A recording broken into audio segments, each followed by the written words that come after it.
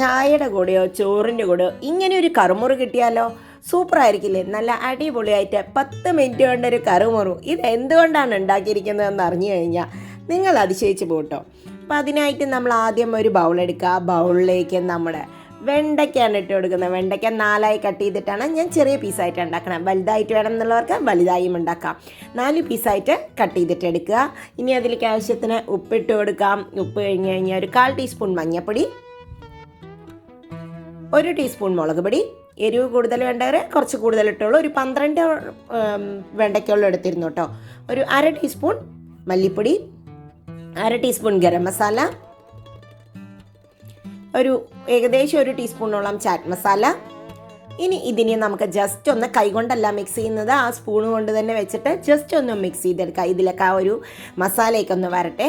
ഇനി ഇതിലേക്ക് കുറച്ച് ഒരു ചെറുനാരങ്ങയുടെ 1/2 പീസ് ചെറുനാരങ്ങയുടെ നീരും കൂടി ഒഴിച്ചു കൊടുക്കാം. നമുക്ക് ഒരു ഫുൾ ചെറുനാരങ്ങയുടെ നീര് വേണ്ട.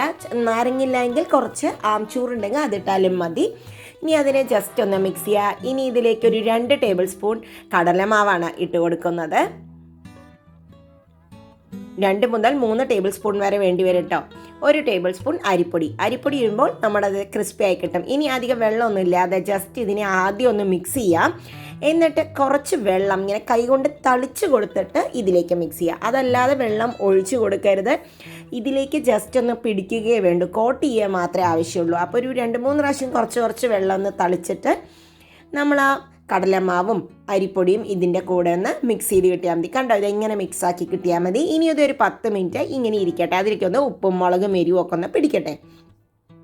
അപ്പോൾ ഇതാ 10 മിനിറ്റ് കഴിഞ്ഞിട്ടുണ്ട്. ഇത് കണ്ടോ നന്നായിട്ട് അതിലേക്ക് നല്ല അത് കൂട്ടിയിട്ടുണ്ട്. എരിവ് വേണ്ടവർ കുറച്ചും കൂടി എരിവൊക്കെ ഇടാൻ കേട്ടോ. അപ്പോൾ ഇനി ഇതിരി ഒന്ന് നമുക്ക് വറുത്തെടുക്കാനായിട്ട് എണ്ണ നല്ല ചൂടായ ഈ എണ്ണയിലേക്ക് ഇതുപോലെ നമുക്ക് ഒറ്റയ്ക്കൊക്കെ എടുത്തിരുന്നതാണ് നല്ലത്. ഒന്നിച്ചിട്ട് കഴിഞ്ഞാൽ നമുക്ക് ആ ഒരു ക്രിസ്പിനെസ് കിട്ടാൻ ബുദ്ധിമുട്ടാവും. ഇതിങ്ങനെ ഒറ്റയ്ക്കൊറ്റയ്ക്ക് എടുത്തിടുക. വേഗം അങ്ങോട്ടും ഇങ്ങോട്ടും ഒന്ന് മറച്ചിട്ടാൽ മതി കേട്ടോ. ഇത് വെണ്ടയ്ക്ക കൊണ്ടുണ്ടാക്കിയ ഫ്രൈ ആണെന്ന് തോന്നുകയില്ല. വെണ്ടയ്ക്ക ഇഷ്ടമില്ലാത്തവർ പോലും ഇങ്ങനെ കഴിച്ചു പോകും.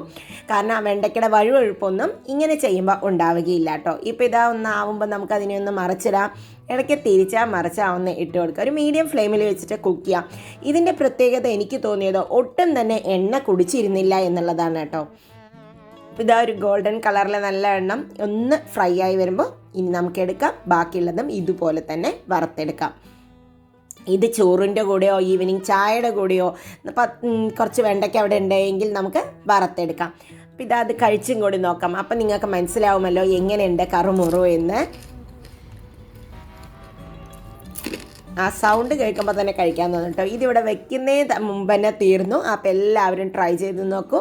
വെണ്ടയ്ക്ക കൊണ്ടുള്ളൊരു ഈസി ആയിട്ടുള്ള ഒരു സ്നാക്കായിട്ടോ കറുമുറായിട്ടോ ഒക്കെ ഉപയോഗിക്കാം. അപ്പോൾ എല്ലാവരും ഒന്ന് ട്രൈ ചെയ്ത് നോക്കൂ. വീണ്ടും അടുത്ത വീഡിയോയിൽ കാണാം.